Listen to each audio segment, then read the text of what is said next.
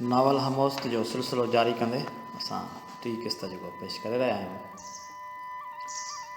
हाणे सिंध जा मुग़लनि जागीरदारनि ऐं ॾाॾ जा मारियल हारी नारी कुड़मी कासबी टोलनि में झोक ॾांहुं ते विया जिते हिननि जो मसीहा हो। कहिड़ी ख़बर त मां बि तारीख़ जे जबर जो शिकार थियां ऐं झोक वारो मसीहा मुंहिंजे हथां मसलूब थिए। नवाब खे पंहिंजो पाण मां, पंहिंजे मसनद मां, बख़मल जे लिबास मां, हीरनि जवाहरनि मां, संदल हिना ऐं मुश्क जे ख़ुशबुअनि मां इंसानी रत जी बू अचणु लॻी। हिन यकदमि जाम चपंदे आंदो ऐं गीत ॾेई पी वियो। ज़ुबान चपंदे फेरींदे हिन सारंग खां पुछियो, तुंहिंजो तसव्वुफ़ जे बारे में छा ख़्यालु आहे? सारंग बि जाम ख़ाली कयो ऐं चप उगंदे चयाईं, तसव्वुफ़ इस्लाम जी अजमी सूरत आहे। कीअं? बगदाद में जॾहिं सिंध जे पिंडतनि ऐं अख़वानुल सफ़ा आलमनि हिंदुस्तान ऐं यूनान जे ॾाहप खे अरबी ज़ुबान में आंदो त अरबनि जे ज़हनी दुनिया में इनक़लाब अची वियो। अकुल ऐं अक़ीदे में छिकताण शुरू थी ऐं मुतज़िला जो तबिको वजूद में आयो, जंहिं अक़ीदे खे अकुल सां परखणु शुरू कयो।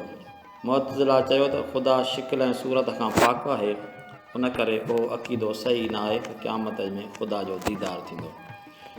क़यामत जे ॾींहुं को कंहिंजी शफ़ाअत न कंदो, छाकाणि त जेको ख़ुदा जे हुकमनि जी भञकड़ी थो करे तंहिंखे कंहिंजे शफ़ाअत ते बख़्शे छॾणु अदल ऐं इंसाफ़ जे ख़िलाफ़ु आहे।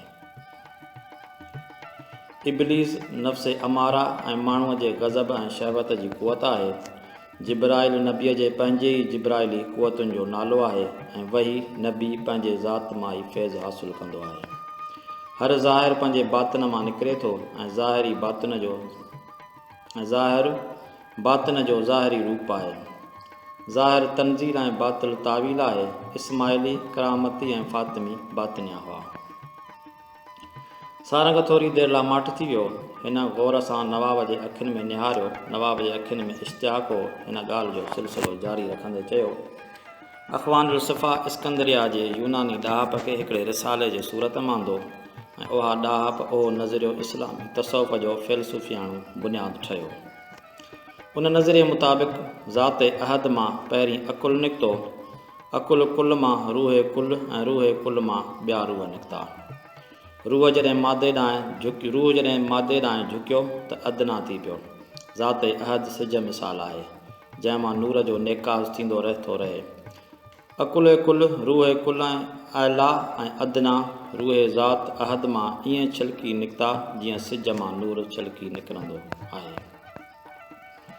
मादो तारीक़ आहे जंहिं ताईं नूर जूं शाऊं पुॼी न सघंदियूं, पर मादो काइनात जे सभिनी शयुनि जो बुनियादु आहे ऐं रूह मादे खे जुदा जुदा शिकिलियूं ऐं सूरत ॾींदा आहिनि। रूह मादे जे ऊंदाही जहान मां निकिरी पंहिंजे हक़ीक़ी महबूब ऐं असुल मस्तर ॾांहुं वञण लाइ बेताब आहे। उहो इश्क़ आहे। वेदांती ज़ात अहद खे अद्वैता यानी जेको ॿ न आहे सॼियो। ज़ात अहद खे परहम ऐं बरहम सॼियो। बरहम मां ई काइनात निकिती। जियो आत्मा इंसानी रूह परमात्मा रूह कुल खां जुदा थी जॾहिं आत्मा ते माया जे कसरत जो फ़िरेब ज़ाहिर थींदो आहे, तॾहिं आत्मा परमात्मा सां मिलण लाइ बेताब थींदी आहे। जियो आत्मा जो परमात्मा में जज़ब थियणु निर्वाण ऐं मुक्ति आहे। इस्लामी तसव्वुफ़ जे सारी फ़िलसुफ़ियाणी इमारत उन नज़रिये ते बीठल आहे। उन करे तसव्वुफ़ खे मां इस्लाम जी अजमी सूरत थो सॾियां, छाकाणि जो इस्लाम वजूद जे वहदत जो न पर वजूद जे दुईअ जो क़ाइल आहे। सारंग माठि थी पंहिंजो गुफ़्तगूअ जो रद्द अमल ॾिसण लाइ नवाब जे अखियुनि में निहारियो। हिन जी ॻाल्हि ॿुधी नवाब मुरकणु लॻो। इस्लाम जो बुनियादी अक़ीदो वहदानियत आहे ऐं तूं दुईअ जी ॻाल्हि थो करीं? नवाब चयो, मां अलाह जे वहदानियत जी ॻाल्हि नथो करियां, पर वजूद जे वहदत जी ॻाल्हि थो करियां। इस्लाम में अलाह जी वहदानियत आहे, पर वजूद जी वहदानियत कान्हे। ख़ालिक़ ऐं मख़लूक़ जा जुदा जुदा वजूद आहिनि। जॾहिं त सूफ़ी ख़ालिक़ ऐं मख़लूक़ अलाह ऐं काइनात जे वजूद खे हिकु था मञीनि। हज़रत बायज़ीद बस्तामीअ जे महफ़िल में तख़लीक़ जो मसइलो बहस हेठि आयो। हिकिड़े मुरीद चयो त को वक़्तु अहिड़ो हो जो रुॻो ख़ुदा जो वजूद हो ऐं ॿियो कुझु न हो। बायज़ीद वराणियो, हाणे छा आहे? हाणे बि त सिर्फ़ु ख़ुदा जो वजूद आहे। इब्न अरबीअ ज़ात अहद खे हुस्न अज़ल ऐं अकुल अवल खे हक़ीक़त मुहम्मदिया जो नालो ॾिनो। इस्लाम में इब्लीस लानती आहे, पर सूफ़ियनि इब्लीस खे ख़ुदा जे जलाल जो मज़हर सम्झियो ऐं इब्लीस जो इश्तियाक़ तब्लीस मां कयो। इब्लीस खे आदम खे सजदो करण लाइ चयो वियो त इब्लीस सोचियो त जेकॾहिं आदम खे सजदो कयुमि त ग़ैरुल्लाह खे सजदे जो गुनहगार थींदुसि, उन करे हिन सजदे खां इनकार कयो ऐं इब्लीस सभ खां वॾो मोहिद सॾियो वियो। सूफ़ी हुज़ूर करीम सल्लल्लाहु अलैहि वसल्लम जूं ॿ हदीसूं नक़ुल कंदा आहिनि त इल्म ऐं नेकी मोमिन जी विञायल मीरास आहे ऐं सूफ़ियुनि खे जितां बि पंहिंजी विञायल मीरास मिली तंहिंखे पंहिंजो कयां। हुज़ूर करीम सल्लल्लाहु अलैहि वसल्लम जी ॿी हदीस उहा नक़ुल कंदा आहिनि त इबादत खां सवाइ हर बिदत रिज़ालत आहे ऐं सूफ़ियुनि पंहिंजे रूहानी तजर्बनि जे आधार ते इबादत जा नवां नवां तरीक़ा जारी कया।